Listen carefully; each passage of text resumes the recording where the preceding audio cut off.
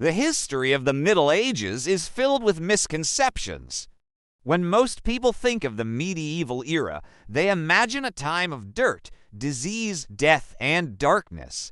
Today, I am walking in one of the oldest castles in Ireland, built in the 1200s because it's a tourist destination. But in my mind, I'm erasing centuries of misconception. Let's go back to the Middle Ages. I walk slowly through the echoing halls of an old stone castle. My footsteps resound against the cold floor, and the torches on the walls flicker as if they remember the centuries that came before me. Every corner seems to whisper tales of knights, kings, and peasants. But what we think we know about the Middle Ages is shrouded not in truth, but in myths, tales invented much later. As I stand in the dim light of these walls, I feel the weight of falsehoods that have painted an entire era darker than it ever was. There are many myths that have come to define the medieval era. One of the oldest and most persistent myths is the idea that medieval people believed the earth was flat.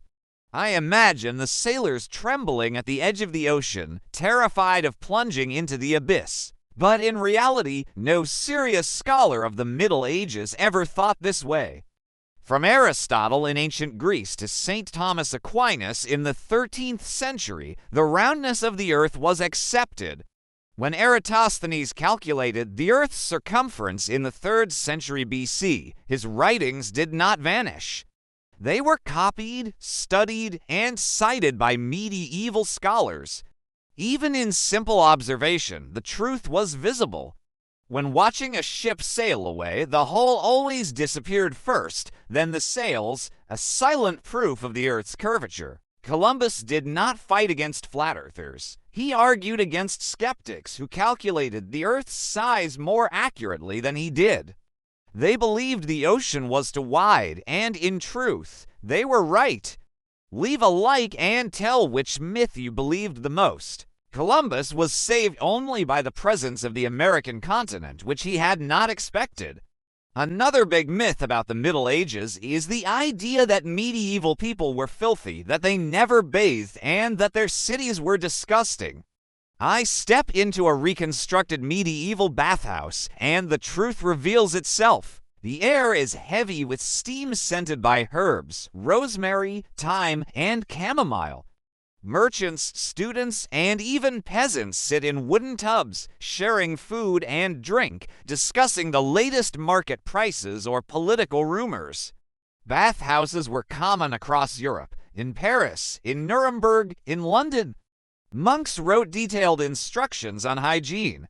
Some monasteries even had rules for the number of baths per year. In castles, hot water was carried in barrels, poured into large tubs lined with linen. Soap was not a rarity, made of lye and animal fat. It was sold in markets as a necessary household item. Of course, sanitation was not what we know today. Waste often littered the streets, and epidemics struck mercilessly. But the image of people proudly wallowing in filth, never washing, is false. Only later, when plague swept through Europe, fear of water grew. Doctors warned that open pores could lead in deadly miasma. Bathhouses closed, and from this, the myth of the dirty Middle Ages was born. And speaking of filth, let me tell you a little story. You see, before I came to Europe, I lived in the Middle East, and one thing I noticed is how similar the stereotypes are between cultures. For example, here in Europe, many believe that the Middle East is just a desert full of sand, camels, and turbans. But that couldn't be further from the truth. When I visited Jordan, I found stunning beaches, bustling cities, delicious foods, and warm people. And now I see the same misunderstanding happening here. People think that medieval Europe was just a dark, scary time of ignorance and misery. But that isn't true either. There was art, science, culture, and yes, even some pretty advanced technology during the Middle Ages. If you want to learn more about that, I've got a special treat for you. But first, I must continue my tour through the castle and uncover more myths. The next myth I want to address is the idea that women played no role in medieval society. I walk through a marketplace. The air buzzes with voices, and I see not only men but women at every stall.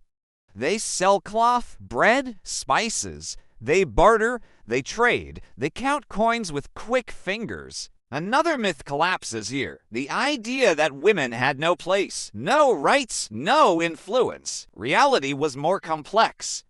In German cities, widows of guild members often took over workshops, managing apprentices, and trade. In France, records show women involved in long-distance commerce, exporting textiles. In England, women physicians practiced with licenses granted by local authorities. And towering above them all, there were figures like Eleanor of Aquitaine, who ruled lands larger than the king's own and commanded political negotiations across Europe. Then there is Hildegard of Bingen, a visionary abbess whose music and writings on medicine and theology shaped generations. And of course, Jeanne d'Arc, the girl who led armies and defied kings. Women were not equal by modern standards. They bore heavy chains of law and custom, but to imagine them as powerless shadows is to erase the evidence of their presence. Another myth about the Middle Ages is the idea that knights were trapped inside their armor, unable to move, like humans encased in iron coffins. I walk into the armory, and the myth crumbles around me. Heavy suits of armor line the walls, their metal gleaming in the torchlight. Popular imagination insists these were prisons of steel, so heavy that a knight toppled helplessly if he fell, like an upturned beetle.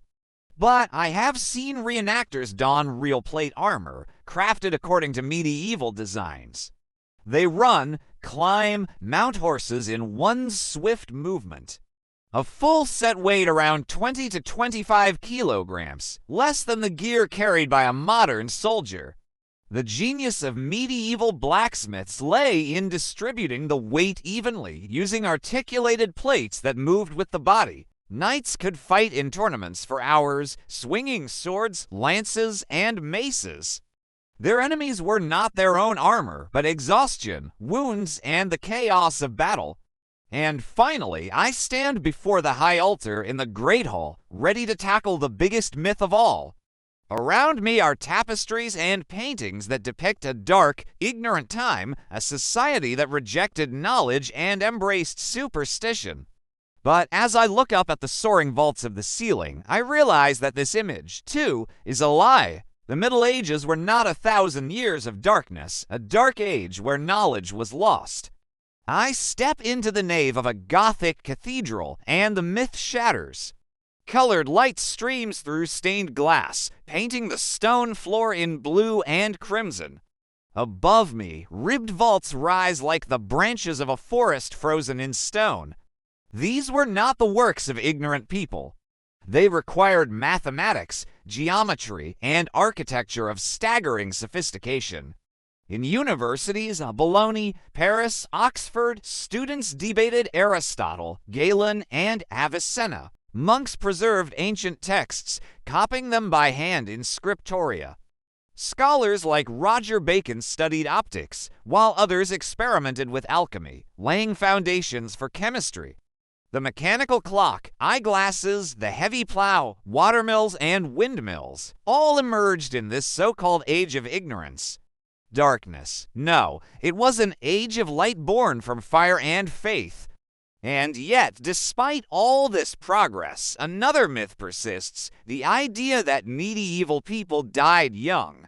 If you ask anyone about the lifespan of people in the Middle Ages, they will say no one lived beyond 30. But when I turn the pages of parish registers and chronicles, I see another story. True, infant mortality was horrific. Nearly half of all children died before 5. This drags down the average life expectancy, but those who survived childhood often lived long. A blacksmith in York, records show, reached 65. A French abbot lived into his 70s. Even kings, with all the burdens of war and politics, often lived into old age. Henry II of England to 56, Frederick II of Sicily to 55, and many peasants and monks lived even longer. Their lives were hard, their bodies worn, but they were not doomed to die at 30. In the end, the Middle Ages were not an age of ignorance, darkness, filth, or brevity. It was an age of struggle, resilience, and creation. An age of people who lived, dreamed, fought, prayed, and built a world whose echoes still surround us. And now that I am leaving the castle, I realize that the same misconceptions that surrounded the Middle Ages still exist today. But if we can learn to question and understand these perceptions, we can rewrite our understanding of history and appreciate the richness of the past. Thank you for watching.